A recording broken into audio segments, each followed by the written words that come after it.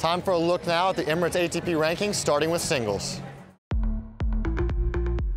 In the Emirates ATP rankings, Andy Murray remains at number 1, with Rafa Nadal in 2nd place. Roger Federer is 3rd, Stan Wawrinka is in 4th. In 5th, it's Novak Djokovic, followed by Croatia's Marin Cilic. Then comes the champion in Montreal, Alexander Zverev, who's up to number 7, with Austria's Dominic Thiem in 8th place.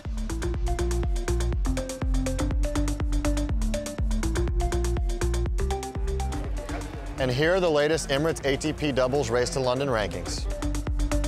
Kubot and Melo are top, ahead of Continent and Piers. Then it's the Bryan brothers in 3rd place. The winners in Montreal, Herbert and Mahut, are up to 4th, followed by Murray and Suarez.